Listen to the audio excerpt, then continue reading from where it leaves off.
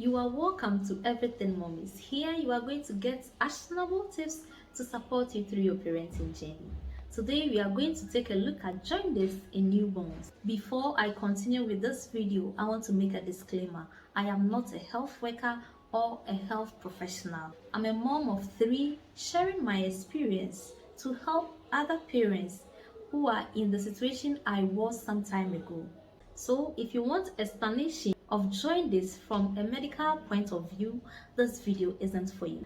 If you are a mom trying to understand jaundice from another mother's point of view, a mother who has had to deal with jaundice, then do stay tuned while I share my experience about jaundice in newborns, how it can be prevented, how they are diagnosed, symptoms, children who are at risk of getting jaundice, and how it can be treated and prevented. When your child has jaundice, their skin will be yellowish and it is more evident in their eyes. Their eyes turn yellow, and that is jaundice. That is basically jaundice. Remember, I am not going to talk about the scientific explanation of jaundice. I'm talking from a plain mother's language of what jaundice is. So when your child's skin turns yellowish, or when you press on their skin and it turns yellow, but not for a few seconds, and their eyes are yellow, then it means your child has jaundice. Now let's take a look at children who are at risk of getting jaundice. Preterm babies or babies who are born before 37 weeks. These babies, because their organs are not fully developed, are likely going to get jaundice. The second group of children or newborns who are likely going to get jaundice are breastfed babies who are not getting enough milk or haven't had time breastfeeding. Sometimes they are not latching onto the nipple well, or the mother is not having enough milk supply. The other group of newborns likely going to get jaundice are the ones whose blood type aren't compatible with their mother's womb, or newborns who are having liver problem can develop jaundice.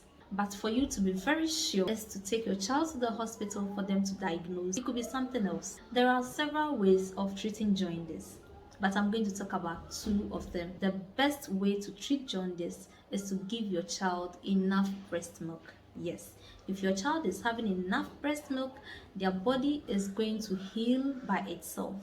Jaundice will go away in about a week or 2, or at most 3 weeks. If they are having enough breast milk, within 2 to 3 weeks, jaundice will have to go away.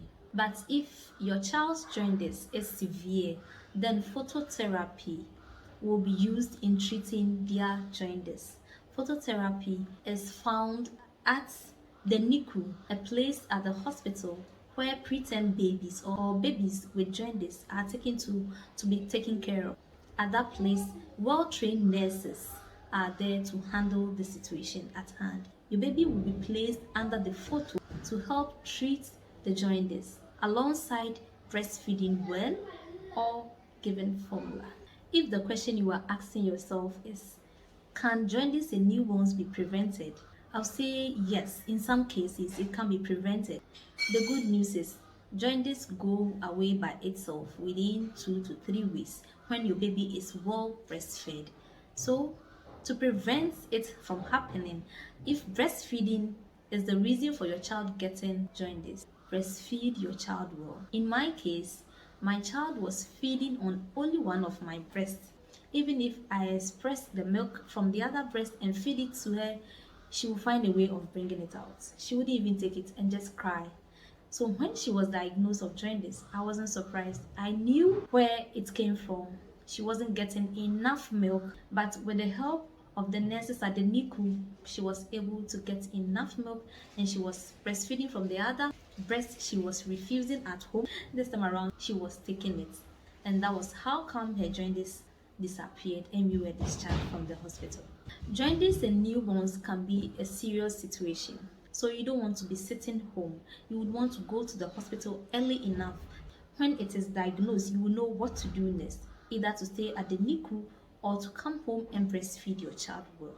I wish you all the best in your parenting journey. I hope today too you have learned something new. Don't forget to subscribe to my YouTube channel and hit the bell icon to get notified each time an upload is made. See you in the next video.